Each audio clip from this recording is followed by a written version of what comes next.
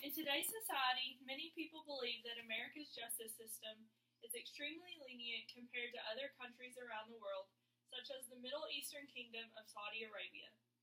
For example, a very popular subject in the media today is the sex offender Brock Turner. He was sentenced to 6 months in jail but was released after 3 months because of good behavior. Now, if Brock was in Saudi Arabia, his sentencing would be very different. Actually, he would most likely be beheaded in public. Today, I will be comparing punishments for various crimes in the countries of America and Saudi Arabia. Punishments for stealing or shoplifting in America, specifically in Kentucky, can range from a $100 fine to 5 years of jail time. If the total of the goods stolen is under $500, the offender can face up to 12 months of jail time as well as fines up to $500 to compensate for the stolen item or items and is classified as a Class A misdemeanor. If the goods stolen are valued at more than $10,000, the offender can face 1 to 5 years in jail and a large fine, and this is classified as a Class C felony. Although these consequences are somewhat harsh to most, the punishments for stealing in Saudi Arabia are far worse. Stealing in Saudi Arabia usually results in the offender losing a hand or hands. Repeat offenders can face losing both hands, and thieves of more valuable items can face losing their feet. Also, in 2013, 5 men were actually publicly beheaded in Saudi Arabia because they were accused of organizing a crime group, armed robbery, and breaking into multiple jewelry stores in 2005, according to Saad Abedin of CNN. A more intense crime in America is murder, although there are different kinds of murder and not all are considered criminal. One example is justifiable murder. This is when a life is taken when killing was necessary, such as protecting oneself. Because the killing was justified, the person responsible for the killing will not be tried as a criminal. The most serious degree of murder is first-degree murder. This applies to the intentional killing of a person after premeditation and requires motive and planning. The punishments for these homicides include life in prison without the possibility of parole or the death penalty.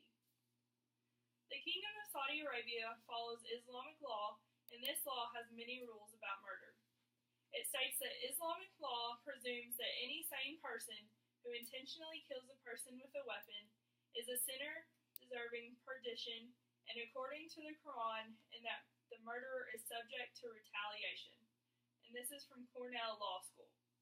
For murder, the punishment is death by beheading, although forgiveness and compassion are encouraged by Islamic law.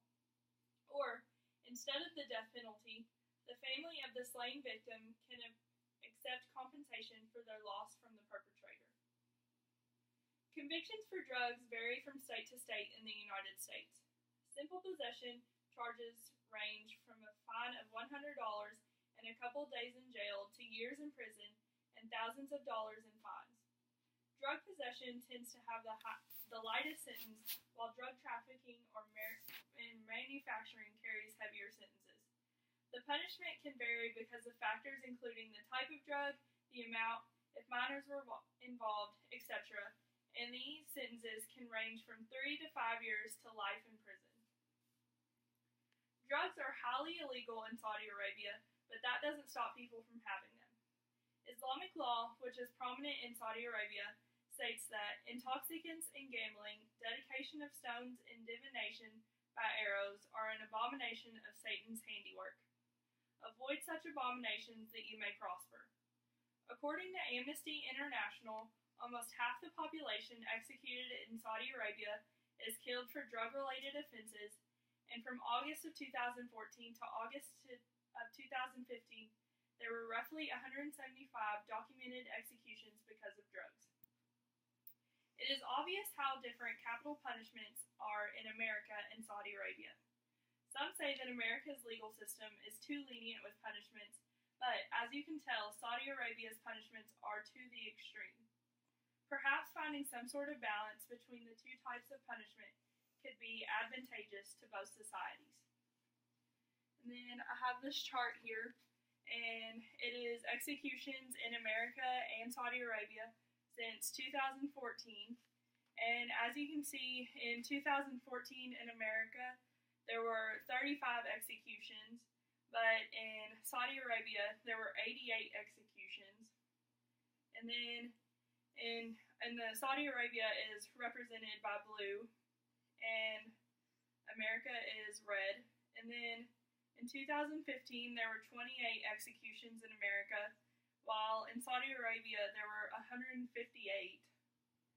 And then so far in 2016, there has been 15 executions in America and 108 since January 1st of 2016 in Saudi Arabia.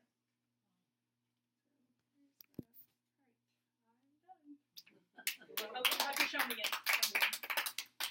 What's the difference in population of Saudi Arabia and the United States? I mean,